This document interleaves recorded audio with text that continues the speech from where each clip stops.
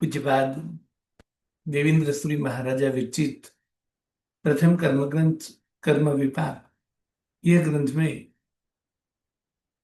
मूल 8 कर्म प्रकृति एवं उत्तर 158 158 कर्म प्रकृति की विचारणा बताई है। और इसमें सबसे पहले ज्ञानामणि कर्म, और ज्ञानामणि कर्म की बात करते हुए कहा कि ज्ञानामणि कर्म 5 प्रकार से है। मति ज्ञानावरणीय, श्रुत ज्ञानावरणीय, अवधि ज्ञानावरणीय, मनःपूर्वक ज्ञानावरणीय एवं केवल ज्ञानावरणीय। दूसरा कर्म है दर्शनावरणीय कर्म, अनंत दर्शन गुण को रोकने वाला कर्म दर्शनावरणीय कर्म। दर्शन गुण 4 प्रकार से, चक्षु, अचक्षु, अवधि एवं केवल। चारों दर्शन को आच्छादित करने वाला कर्म चक्षु दर्शनावरणीय, अचक्षु दर्शनावरणीय, अवधि दर्शनावरणीय और केवल दर्शनावरणीय, ये 4 प्रकार यह कर्म के हैं।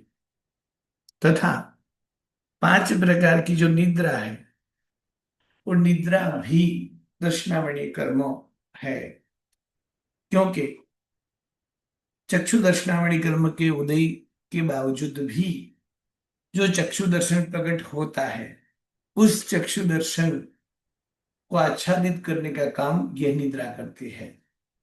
इसलिए 5 निद्रा जो है वो दर्शनावरणीय कर्म है। उसमें निद्रा यानी अति अल्प निद्रा, स्वान तुल्य निद्रा, तुरंत जो निद्रा टूट जाए ऐसी निद्रा, निद्रा निद्रा, गाढ़ निद्रा, प्रचला, बैठे बैठे या खड़े खड़े नींद आना, प्रचला प्रचला, चलते चलते नींद आना, थिनद्दी, पूरा कार्य करने के बावजूद भी जो निद्रा नहीं टूटे ऐसी गाढ़ निद्रा, अर्थात दिन चिंती यानी दिन में जो चिंतन किया हुआ है, इनका मतलब सोने से पहले जो भी चिंतन किया है, उसके बाद यदि ऐसी गाढ़ निद्रा आ जाए कि वो कार्य उसी निद्रा में हो जाए, फिर भी वो निद्रा न उठे न टूटे, उसे थिणद्दी निद्रा कहते हैं। और थिणद्दी निद्रा में यदि जीव प्रथम संग्रहणी है, तो उसका बल जो है वो चक्रवर्ती, जो 6 खंड का अधिपति है, और आधा चक्रवर्ती यानी वासुदेव, जो अर्ध चक्र यानी 3 खंड का जो धनी है, उनका जो बल होता है उससे आधा बल उनमें आ जाता है। और इतने बल से और इतनी शक्ति से, तीव्रता से वो कार्य नींद में करने के बावजूद भी वो नींद नहीं टूटती, ऐसी जो निद्रा, उस निद्रा को बोलेंगे थिणत्ती निद्रा। उन्हें लगेगा कि शायद मैंने ऐसा सपना देखा है। एक बार किसी साधु महाराज ने दिन में किसी हाथी ने परेशान किया, और साधु के मन में लगा इस हाथी को मैं बराबर सबक सिखाना चाहता हूं। ये उसने दिन भर सोचा। रात्रि में वो सोए, सोने के बाद में थिणती निद्रा का उदय हुआ, और रात्रि में ही महात्मा नींद में उपाश्रय से बाहर निकले। नगर से बाहर जहां हाथी था, उस हाथी को मारकर उसके दांत उखाड़ कर ले आए और दांत उपाश्रय के बाहर फेंक दिए, और वापस उस उपाश्रय में आए, आकर संथारे में सो गए। प्रातः काल होने पर गुरु महाराज को कहने लगे, आज मैंने ऐसा स्वप्न देखा कि मैं जैसे हाथी को मारता हूं, मैंने हाथी को मार डाला, मुझे प्रायश्चित दीजिए। गुरु महाराज ने उसे प्रायश्चित दिया, किंतु थोड़ी देर बाद जब उनके कपड़ों में खून के दाग देखे, बाहर पड़े दंतशूल देखे, और नगर में भी चर्चा हुई कि रात्रि को कोई सी व्यक्ति ने हाथी को मार डाला, तो ये सब जानकर गुरु महाराज को पता चल गया कि ये साधु ने ही रात्रि को हाथी को मार डाला है, किंतु उसे थिणद्दी निद्रा आने के कारण उसे पता नहीं चलता है। और जैसे गुरु को पता चला कि थिणद्दी निद्रा के उदय इन साधु महाराज को होता है, तो उसे तुरंत जो है और साधु वेश लेकर वापस उन्हें घर पे भेज दिया। तो थिणद्दी निद्रा के उदय वाले जो है वो वासुदेव से भी आधा बल प्राप्त हो जाता है, और इतने बल से भी वो कार्य करते हुए किसी को भी मार भी सकते हैं। और सामान्य से जो होते हैं उसमें भी दिन में जितना बल है उससे 3-4 गुण, 7-8 गुना बल बढ़ जाता है। अब तीसरा कर्म है वेदनीय कर्म। तो कि वेदनीय कर्म मधुलिप्त तलवार की धार को चाटने जैसा, अर्थात शहद से लिप्त ऐसी छुरी की धार को चाटने के तुल्य ऐसा वेदनीय कर्म है। ज्ञानावनी कर्म आत्मा के अनंत ज्ञान गुण पर असर करता है। दर्शनावनी कर्म आत्मा के अनंत दर्शन पर असर करता है। वेदनीय कर्म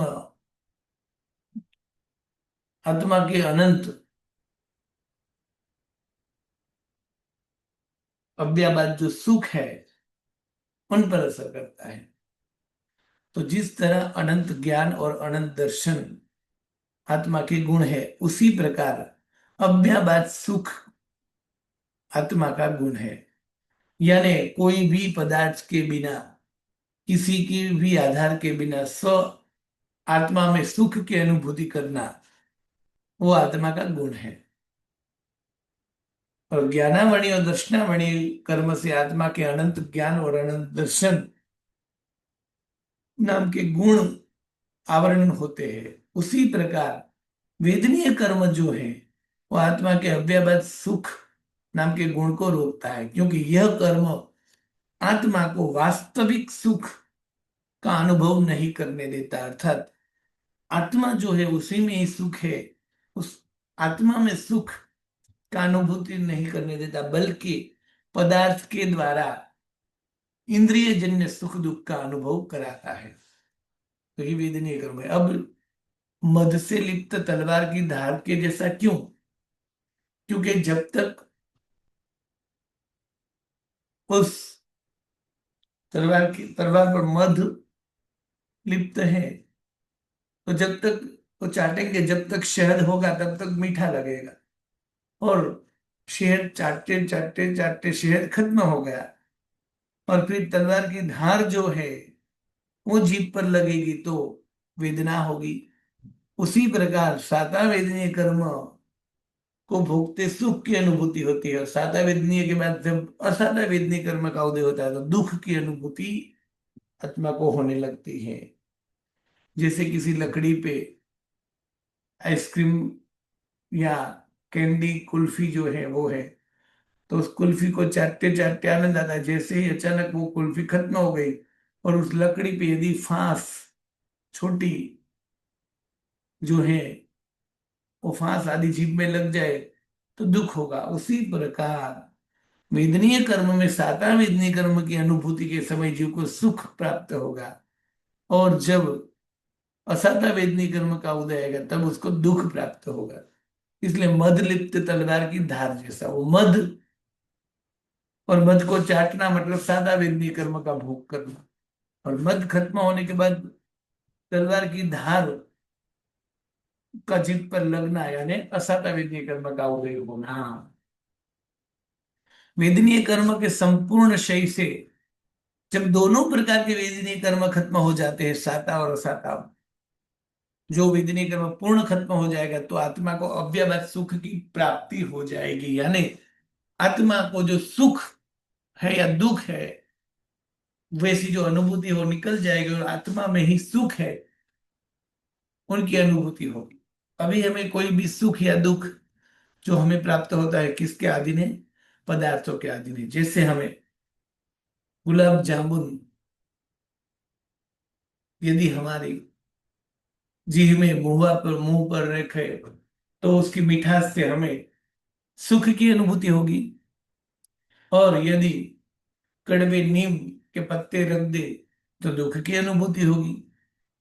कोमल एकदम मुलायम गादी या मुलायम सोफा मिलेगा तो हमें सुख की अनुभूति होगी।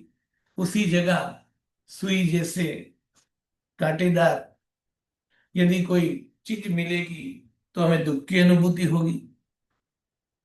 यानी सुख और दुख की अनुभूति हमें किसके अधीन होती है? पदार्थ के द्वारा। इसलिए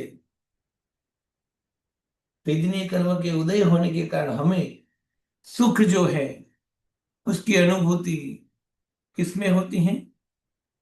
पैसों में, खाने में, पीने में, घूमने में, फिरने में, कपड़ा पहनने में, गहने पहनने में, वो सब करने में सुख की अनुभूति होती है। और उससे विपरीत मिलने में दुख की अनुभूति होती है, क्योंकि वेदनीय कर्म के द्वारा ये सुख दुख प्राप्त हुआ है। जब वो दोनों कर्म निकल जाएंगे तब स्वाधीन सुख की अनुभूति होगी। साता वेदनीय कर्म के उदय से प्राप्त होने वाले सुख अल्पकालीन होते हैं। अब यहाँ वेदनीय कर्म के द्वारा, साधन के द्वारा सुख की अनुभूति होगी, वो थोड़े काल के लिए होते हैं, क्योंकि उसके बाद वापस असाता वेदनीय कर्म आ जाते हैं। और साता वेदनीय के द्वारा मिलने वाले सुख दुख मिश्रित और नश्वर होते हैं। जब कि इस कर्म के क्षय से जो प्राप्त सुख होगा वो शाश्वत, अव्ययवाद और अक्षय होगा।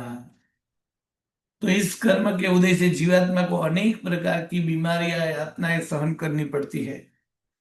उसे असाता वेदनीय कर्म कहा जाता है, कहा गया है। असाता वेदनीय कर्म के उदय के कारण जीव को अनेक प्रकार के दुख आते हैं। साता वेदनीय के कारण जीव को अनेक प्रकार के सुख प्राप्त होते हैं, किंतु दोनों पदार्थ के अधीन है। जब ये दोनों दूर हो जाएंगे तो आत्मिक सुख की अनुभूति होती है। असाता वेदनीय कर्म के उदय के कारण ही खंदक मुनि जी जो थे उनकी चमड़ी जो है वो उतारी गई। गजसुकुमाल मुनि जो हैं उसके मस्तक पर अंगारे डाले गए। स्कंद स्कंदिलाचार्य यानी स्कंदक आचार्य जो थे उसके 500 शिष्य को घानी में पीला गया। प्रभु महावीर के कान में खिले टोके गए। ये सब क्या है? वे सब असाता वेदनीय कर्म का उदय है। जबकि साता वेदनीय कर्म के उदय से रंक भी राजा बन जाता है। पूर्व भव के गरीब संगम को जैसे समृद्धि के शिखर पर पहुंचा दिया किसने?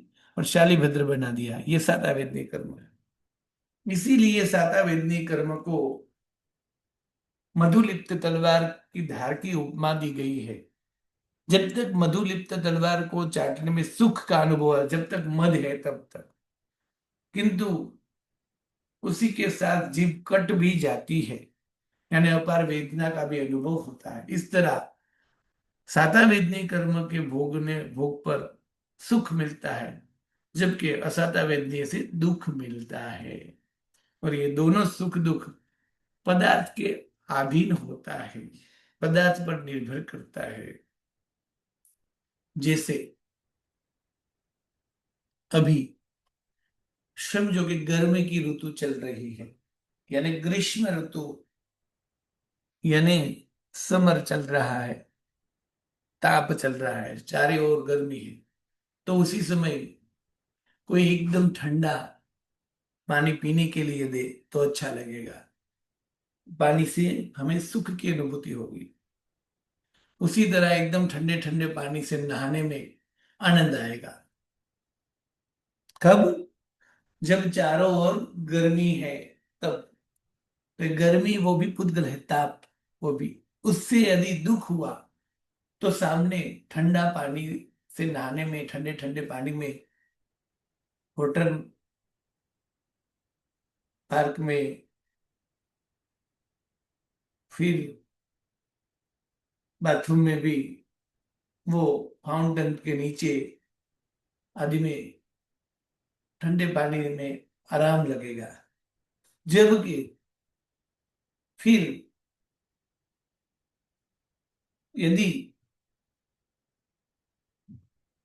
विंटर की ऋतु आ गई, मतलब ठंडी की मौसम आ गई, तो वही ठंडा पानी कोई हम पर फेंकेगा तो भी हमें वेदना या दुख होगा।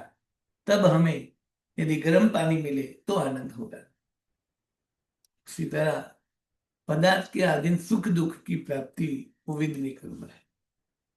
अब ये जो भौतिक सुख यानी पदार्थ के अधीन जो सुख है, पदार्थ की जो अनुकूलता है, यानी शरीर निरोगी मिलना, शरीर में तकलीफ नहीं होना, अच्छी अच्छी सामग्री मिलना, अच्छे कपड़े आदि मिलना, वो सब कौन सी गति में ज्यादा होता है? ये भौतिक सुख की बात है। अध्यात्म का सुख जो है उसकी अनुभूति तो मनुष्य ही ज्यादा सबसे कर सकते हैं, किंतु चार गति के जो जीव है, कई सारे अर्थात असंख्य जीव देव है, तो असंख्य जीव नारक भी है, तो असंख्य जीव मनुष्य भी है, और अनंत जीव तिर्यंच है। उनमें भौतिक सुख की अनुकूलता किस गति में है? तो ओसन्नम सुरमणुए सायं सायं तो तिर्य निर्येसु मज्जम व मोहनीयम दूह्यम दंसण चरण मुहा। तो कहते हैं कि वेदनीय कर्म के उदय से जीव को इंद्रिय जन्य सुख दुख की प्राप्ति होती है, अनुभूति होती है।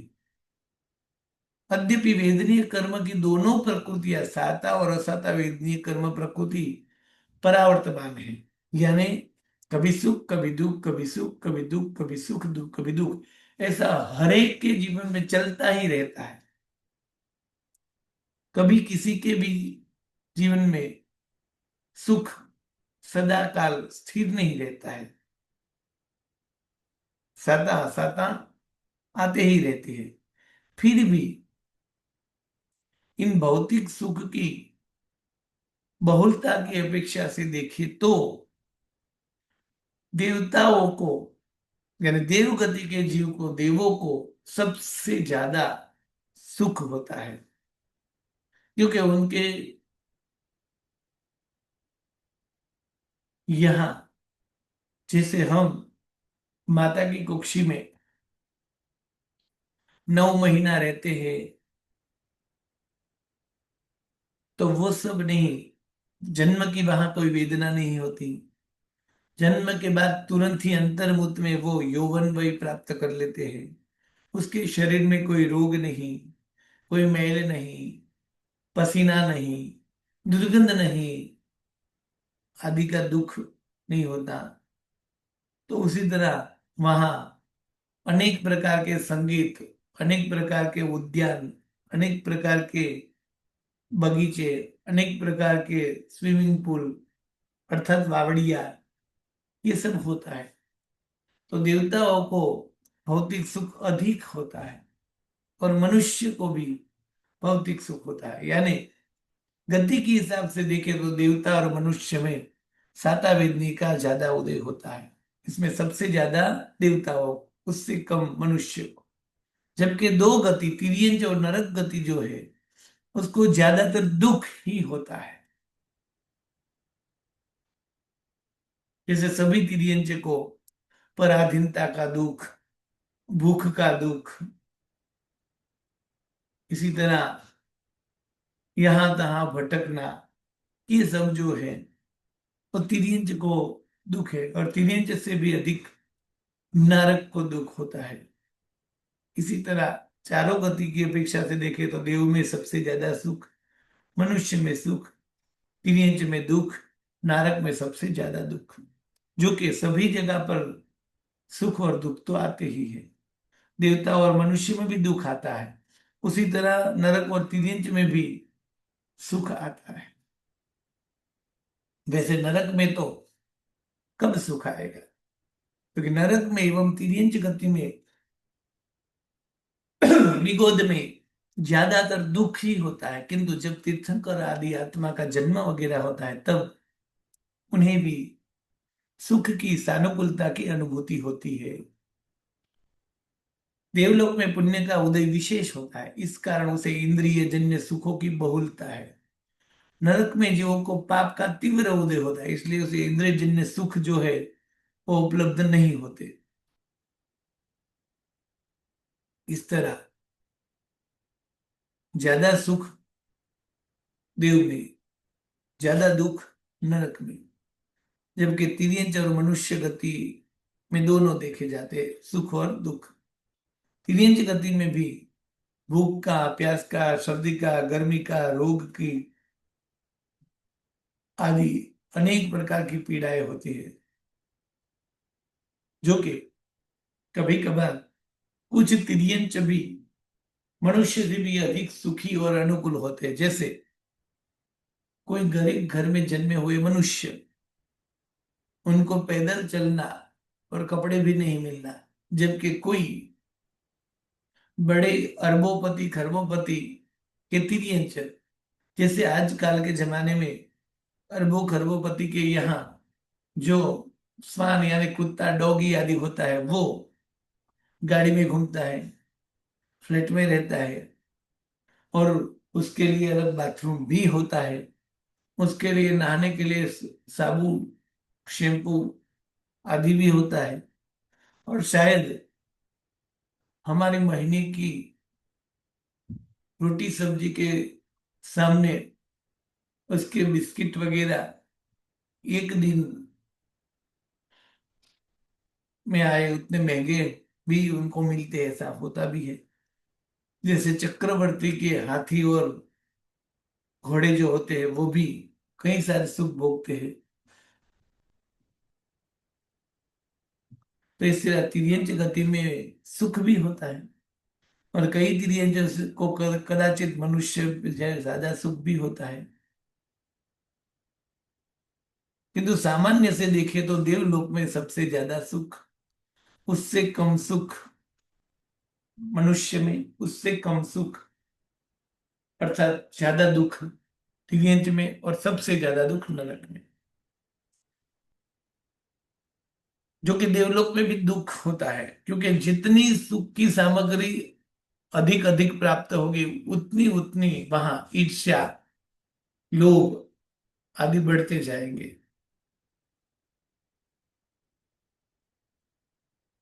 और उसी कारण वहां भी झगड़ा, एक दूसरे की देवियों को अपहरण करना आदि दुख होता है।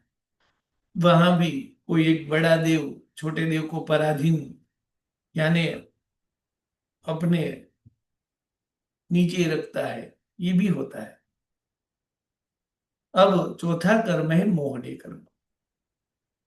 अनंत ज्ञान गुण पर असर करने वाला ज्ञानावरणीय कर्म 5 प्रकार से, अनंत दर्शन पर असर करने वाला दर्शनावरणीय कर्म 9 प्रकार से, अव्याबाद सुख पर असर करने वाला वेदनीय कर्म 2 प्रकार से, ज्ञानावरणीय कर्म आंखों पे लगी पट्टी के समान, दर्शनावरणीय कर्म द्वारपाल के समान, वेदनीय कर्म मध से लिप्त ऐसी छुरी की धार के समान।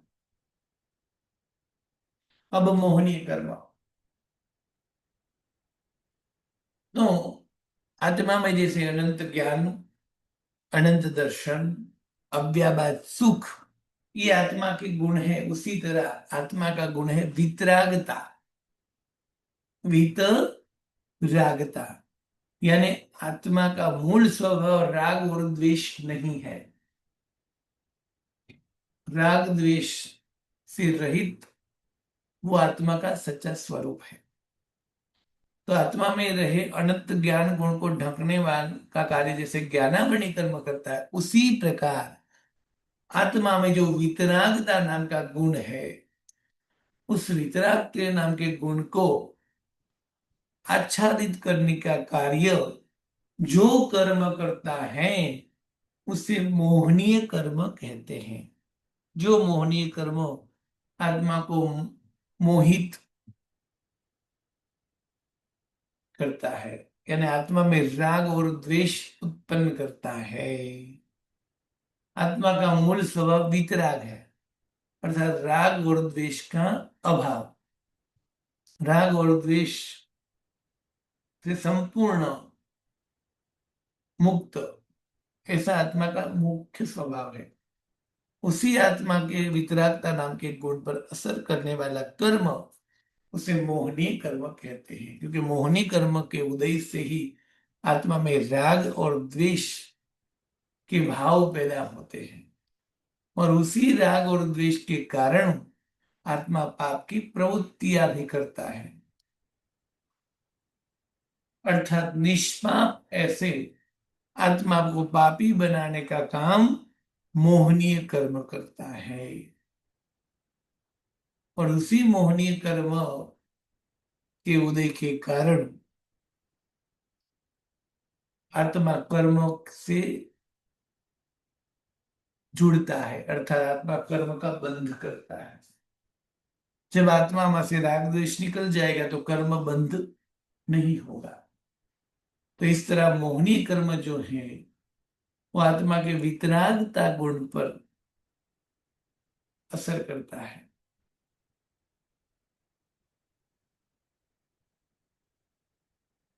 तो मोहनी कर्म के उदय से, साता वेदनी का उदय से व्यक्ति को सुख प्राप्त होता है, असाता वेदनी कर्म के उदय से व्यक्ति को दुख प्राप्त होता है, जबकि मोहनी कर्म के उदय से व्यक्ति पापी बनता है।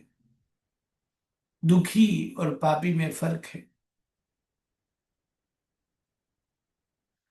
दुखी होने के बावजूद भी यदि मोहनी कर्म का उदय नहीं है तो जीव पाप नहीं करेगा, पापी नहीं बनेगा। उसी तरह सुख प्राप्त होने के बावजूद भी यदि मोहनी कर्म का उदय नहीं होगा तो उस सुख में जीव को आसक्ति, राग, अभिमान आदि नहीं होगा।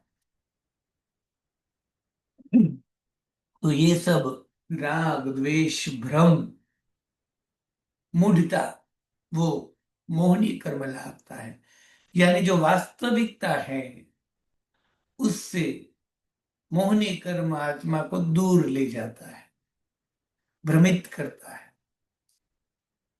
तो मोह अर्थात आत्मा को मोहित करे, भ्रमित करे। जो सत्य हो उसमें असत्य की बुद्धि, और जो असत्य हो उसमें सत्य की बुद्धि पैदा करना, उसे मोह कहते हैं, उसे मूढ़ता कहते हैं। और ये मोहनीय कर्म के कारण होता है। यानी मोहनीय कर्म के उदय में आत्मा विवेक जो है वो भूल जाता है। यानी सत्य क्या है, असत्य क्या है, हित क्या है, अहित क्या है, सत क्या है, असत क्या है, सुदेव क्या है, कुदेव क्या है, सुगुरु क्या है, कुगुरु क्या है, सुधर्म क्या है, कुकर्म, कुधर्म क्या है, क्या करना चाहिए, क्या नहीं करना चाहिए, संसार सार है या मोक्ष, वो सब विवेक को नष्ट करता है मोहनी कर्म। तो मोहनी कर्म के उदय से ही जीव अयोग्य और अनुचित प्रवृत्ति भी करता है। अर्थात क्रोध करने जैसा नहीं है, फिर भी मोहनीय कर्म के उदय से आत्मा क्रोध करता है। अभिमान करने जैसा नहीं है, फिर भी आत्मा मोहनी कर्म के उदय से कारण ही अभिमान करता है। माया करने जैसा नहीं है, लोभ करने जैसा नहीं है। अर्थात क्रोध, मान, माया, लोभ करने योग्य नहीं है, फिर भी मोहनी कर्म के उदय से जीव क्रोध, मान, माया और लोभ करता है। और क्रोध, मान, माया, लोभ करने के बावजूद भी क्रोध, मान, माया, लोभ अच्छे है ऐसी दुर्बुद्धि भी उसमें आती है मोहनी कर्म के उदय से। इतना ही नहीं, क्रोध, मान, माया आदि करने के बावजूद भी उसे कोई पश्चाताप आदि भी नहीं होता। और क्रोध, मान, माया आदि करने के बाद मोहनी कर्म के उदय के कारण आत्मा को क्रोध मान आदि अच्छे भी लगते हैं। यहाँ मोहनी कर्म के उदय से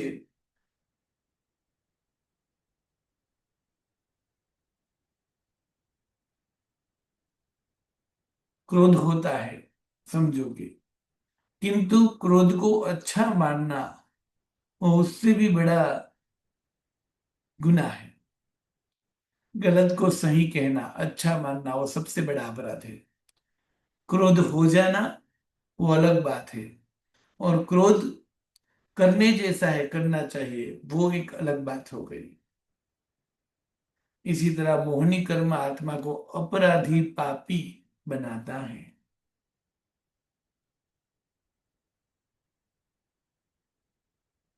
यह पाप करना वो तो मोहनी कर्म के कारण ही होता है, किंतु पाप को पाप नहीं मानना वो भी मोहनी कर्म के उदय से ही होता है। और पाप करना वो जैसे अपराध है, उससे भी बड़ा अपराध है पाप को पाप नहीं स्वीकारना। पापी भी यदि अपने पाप को स्वीकार करे तो उस पापी का उद्धार हो सकता है, किंतु पाप करके जिस पाप करने वाले को पाप का स्वीकार या पाप का पश्चाताप ही न हो, जिसके मन में पाप खराब है ऐसा स्वीकार भाव ही न हो, और वो पाप करने के बावजूद भी जो किया वो अच्छा किया है ऐसा आदि मानता है, तो वो आत्मा कभी भी पाप से मुक्त नहीं हो सकती और उसका उद्धार नहीं हो सकता।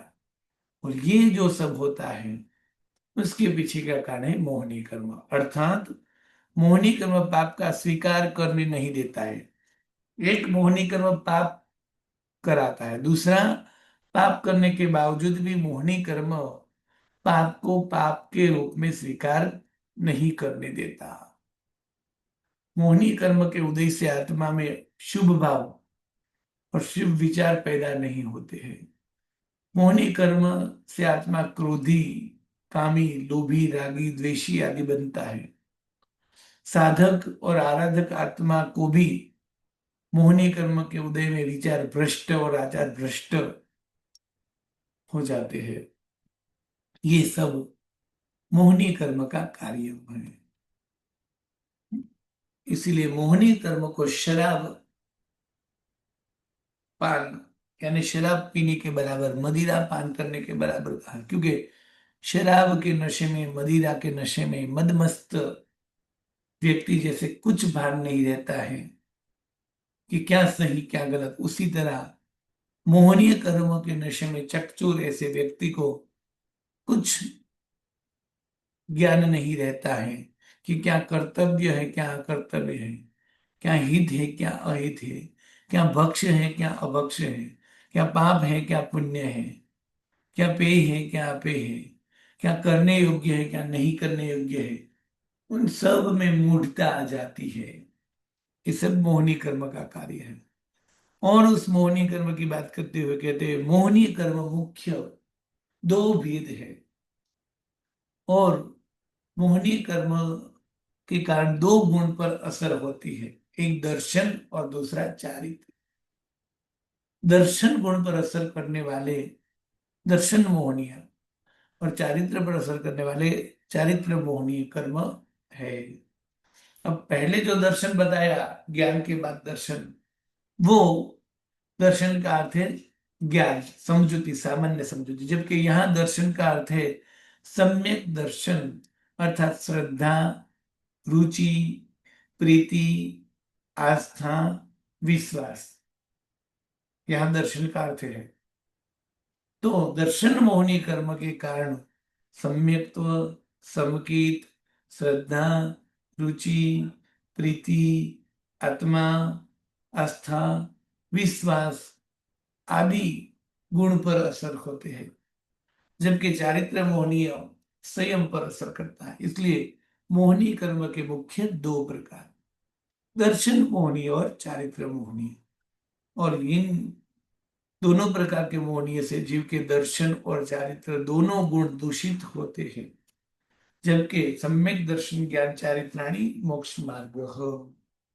आगे की विचारणा कल के पाठ में। हाँ बोलिए प्रश्न। कोमल बेन, विद्या बेन। प्रणाम गुरुजी। हाँ बोलिए। गुरुजी जनरल क्वेश्चन है हाँ कि बोलिए। ऐसा कहते हैं कि ग्रंथ पढ़ने के, जब मंगलाचरण करते हैं तो ग्रंथ पढ़ने के अधिकारी भव्य जीव होते, अभव्य नहीं होते। हम्म, तो आज साहिब जी ने कहा कि अभव्य भी अधिकारी होते हैं, लेकिन बस उन्हें मोक्ष की प्राप्ति नहीं होती। तो मुझे समझना था इसके ऊपर गुरुजी। बराबर। हाँ विद्या बेन। जी प्रणाम पंडित जी। हम्म, कल के जो पाठ में दर्शनावन्य कर्म का आप समझा रहे थे ना, तो अवधि दर्शनावन्य कर्म में आपने कहा कि अवधि ज्ञान के पहले अवधि दर्शन होता है, फिर अवधि ज्ञान होता है। और केवल दर्शनावन्य में आपने कहा कि पहले केवल ज्ञान होता है, फिर केवल दर्शन होता है। तो उसका समझना था, ये बराबर। कैसे? हाँ जूली जी बेन। जी गुरु जी, 5 प्रकार की निंद्रा है, परंतु ऐसे पुस्तक में 4 अलग से बताकर चिन्हित को अलग से क्यों बताया है? हाँ 5 प्रकार की निद्रा है तो 4 एक गाथा में और 5वीं अलग गाथा में क्यों बताई। हाँ और कोई प्रश्न नहीं, किसी। गाथा में अलग नहीं गुरु जी, ऐसे मतलब जो पढ़ रहे तो 4 प्रकार की निद्रा है करके बता दिए, परंतु चिन्हित को